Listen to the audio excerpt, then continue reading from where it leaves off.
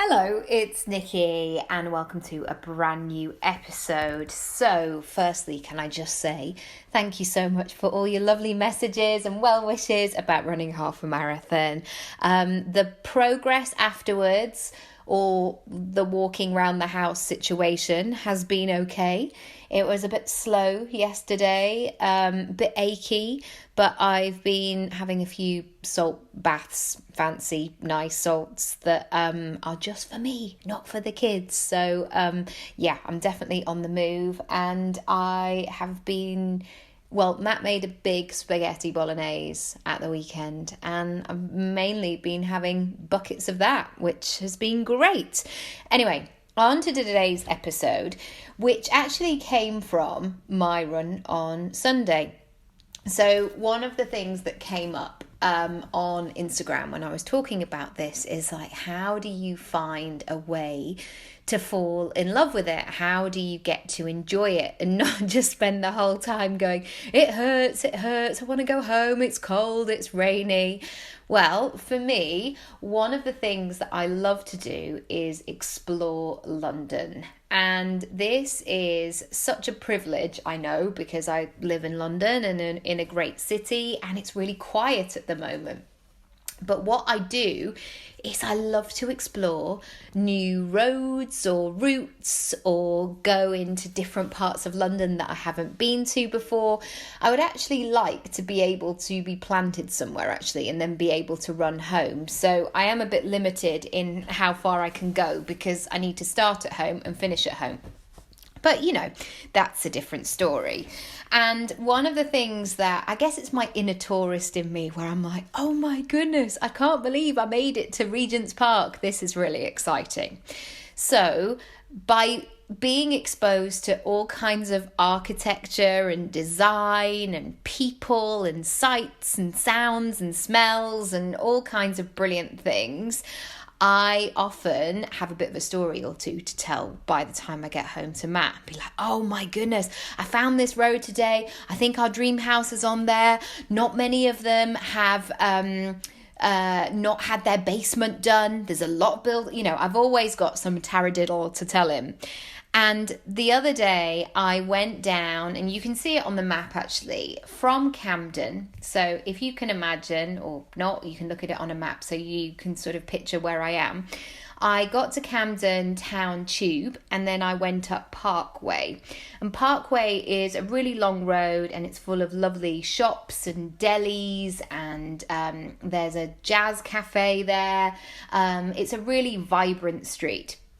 And it leads to Regent's Park. And if you turn right at the end of that road, you get to London Zoo. And if you turn left, you get to the bulk of Regent's Park. And so I enjoyed running down the outer circle, and that leads all the way into central London. So I was like, right, I'm going to do that.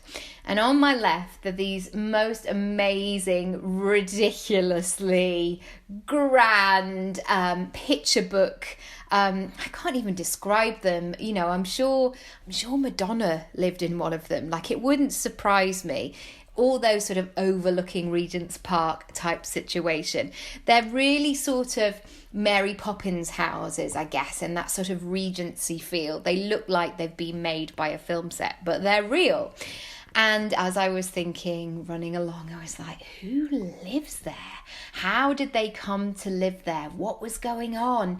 Oh, what's their setup? And I guess that's the actor in me, the lovey, where I really love to get underneath the sort of the skin of people in a non-creepy way, but really get to know and really start to think about the characterization of those people.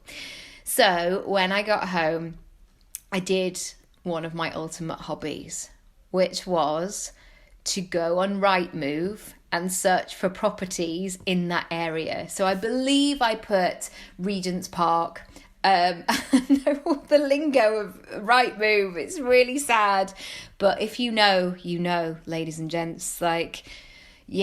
It's no wonder it's my hobby. Right, I need to get out more. Anyway, I'm moving on. So I wrote in the description, like, Regent's Park within a mile. And very quickly it showed me all these different houses, all around the park, and different types of houses. But of course, when I allowed the search results to come through, I started with the highest. I wasn't messing about. I wasn't messing around with like 500,000, 1 million, 2 million. Show me the good ones. And when I say good ones, I mean, they're just, I didn't know where to start. Anyway, get to the point, Nikki. So some of the search results came back. 3-bedroom, 4-bedroom, 5-bedroom. I didn't want to restrict myself because I didn't want to, rule out a penthouse that might only be a 2-bedroom but would have panoramic views or something like that. So I didn't put a restriction on the bedrooms. They started to come in. 30 million, 35 million, 23 million. I think I saw one at 42 million. Serious cash, basically. And as I started to look at the pictures, I started to notice, because of COVID, you can actually watch some videos on these things. Yep. I was like, right, afternoon, here we go. This is what we're doing. And some of them have that sort of doll's house situation. So you can kind of walk through the house. And it was incredible what these houses were looking like inside. Like, there were a few, paneling is really big in a lot of these houses. And some of the rooms, I'm not really quite sure what they're for. Like, there was one and it just had sort of brown paneling. And it was then sort of moody lighting. I was like, is this a toilet? Is this a bathroom? Is this a cupboard? I don't know what it was, but there's a lot of rooms to choose from. So maybe they just ran out of ideas. So I started to talk to Matt, and then of course I started showing him. And then I always WhatsApp him my favourites just so he can go through them at his own leisure and then come back and be like, oh yeah, I did like that sunroom on the back of the house. He's in it as well. We're not going anywhere else, so this is what we do with our lives. Okay, so the point of this is I found myself, as I was looking at some of these Regency places, that some of them were on 6-7 floors, 6-7 sets of stairs. So really good for the calves and the quads. And I found myself thinking, gosh, imagine all those stairs every day. That's quite a lot. What if you couldn't remember what floor you'd left something on? I mean, I find myself going up and down the stairs enough as it is, but it's always just, I've left it downstairs. It's in the buggy. Right, I've got to go out. Oh, okay, I'll go and do that. And then I was silly because I didn't need to worry about these poor people. And when I'm saying poor, I'm saying I feel sorry for, not because they're actually poor, because they're clearly not, because they're living in a £25 million house. I found myself going, oh, poor people with all those stairs. Oh no, they have an internal lift. Some of them have lifts inside the house. They don't need to worry about stairs. And I was then starting to notice quite a few of these lifts look the same. And then I thought, oh, I bet there's a business, I bet there's a family business that has been running for hundreds of years, maybe not hundreds, but a lot of years. And maybe it was a grandfather, then a son, and then his son or daughter. And maybe this company are very high-end, very bespoke, but these are the go-to people. These are the go-to people for the lifts. If you've got a £25 million house and you need a lift, you need to call Bill, because he knows what to do. He understands all the Regency architecture. He knows exactly where to put it. He knows how to make it blend in with the rest of the interior design. That person knows all the things.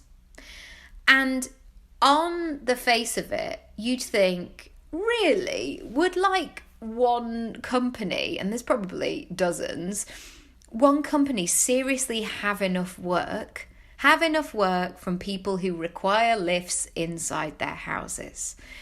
And the answer, I don't know, because this is all me hypothesizing on this situation. The answer, in my opinion, is yes, they are going to have enough work, because what they do is so bespoke and niche and carefully thought out that if you're going to have your lift installed in your £25 million house, you're not going to just phone a random and say, look, mate, I know you do stairs and I know you do escalators. Is there any chance you could do as a lift? Like, it's not going to happen. Due to the nature of what is going on, you're going to need somebody really specific and very qualified for the job. And I started to think, what transformation, I guess, that sounds very close show 1992, what transformation I had made over the last almost 10 years that I've been doing this. So when I was beginning, because I had the qualification to be a coach, I naively or arrogantly or confidently, depending on which way you look at it, thought I could coach anybody. And actually, I wanted to coach everybody. And during my training, I did coach lots of different people. So I was one of the youngest people on my course. There were men, there were women, there were non-binary people, there were all kinds of walks of life. There were a lot of corporate people, but lots of different setups in terms of how people live their life. And so when I was doing my training, I was really getting stuck into, I wasn't going to say problems, I don't mean that, but like stuck into scenarios that perhaps I hadn't met before or weren't, I guess, in my immediate circle. So bear in mind, I just turned 30, and the people that I was hanging out with on a day-to-day basis were probably of a similar ilk. I was in that thing of, we work in the week and then we go out the weekend and we drink and we have a nice time. So to be in that learning environment again was great. And I was able to meet lots of people and really test my skills, because that's your job as a coach. Like, how are you going to keep navigating people? And the theory is you don't necessarily have to know about the scenario or about the issue. Your skills, I guess, as a coach is to guide that person regardless. However, when it then comes to marketing a business and welcoming your ideal client, you do have to make a decision, in my opinion, even though I resisted it for so long. You have to make a decision on how you can support a particular person or a group of people. Because what happens if your message is not clear? Nobody connects with it, because it's all a bit lukewarm. It's all a bit, I'm not sure. It doesn't create much of a reaction. And secondly, you're not actually speaking loudly and proudly and directly to the people who go, I've been looking for you all my life. And one thing that I realized, I guess going back to this lift analogy, was I had to spend some time looking at my skill set. So the fact that not only am I a coach, and this is not about me bigging myself up, but I'm just using myself as an example because, it's my podcast and I'm the one doing it, and hopefully you will know me by now, so it's got a bit of context to it. But one of the things that I've really realized, and I guess where I found my niche, was I found myself working with lots of different people. So creatives, founders, digital experts, journalists, app creators, social media managers, authors, health and well-beings, all kinds of different niches and industries. But so I wasn't able, I guess, to do that. This person is between 32 and 37, and she's called Sandra. And I only work with people called Sandra who live in Bedfordshire. Like, I don't. I work with people all over the world. So I had to, I guess, and that's where I was struggling with, because I was like, I don't want to just work with Sandras who are between 32 and 37 and live in Bedfordshire. So I had to be willing to explore and ask myself, what are the solutions that people are asking me for?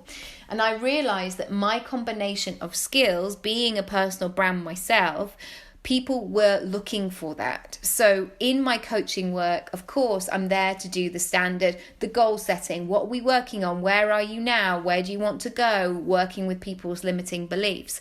But also there's a bit of mentorship in there, I guess, as well, as in helping people to attract speaking gigs. Like a lot of my clients want to move into different areas that I have been able to accomplish, I guess. And so really understanding all the pockets of things that I bring to the table has been really important in this process.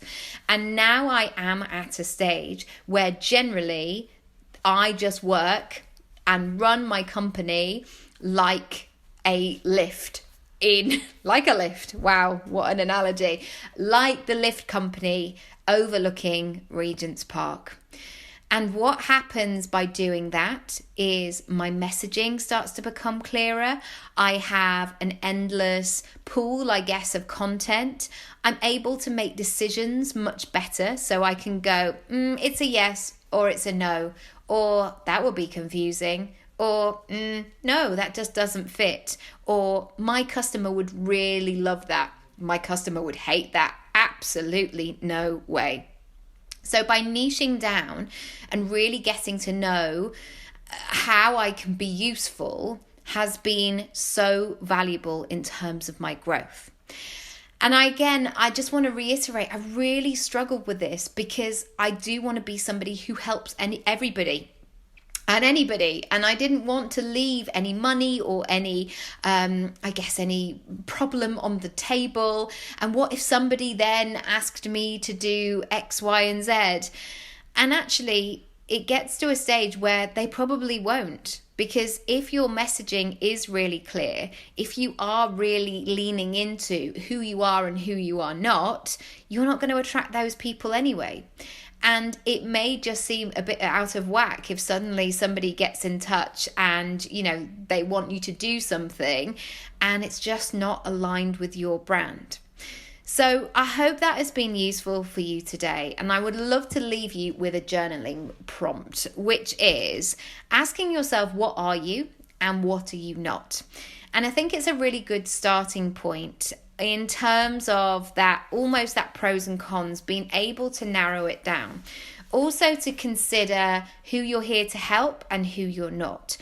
And we're going for the ideal client here. Who is your absolutely ideal client, not only in the solution that you're providing, but in terms of personality. I love it when I get those emails from new clients who go, how do I book? I'm ready to go. Let's do this. I can't stop thinking about doing this. I've left it too long already. Let's go. I love that energy. That is really exciting to me. And that's not to say that people are going to go, look, there are 10 things on my list and I kind of know how to do 3 of them.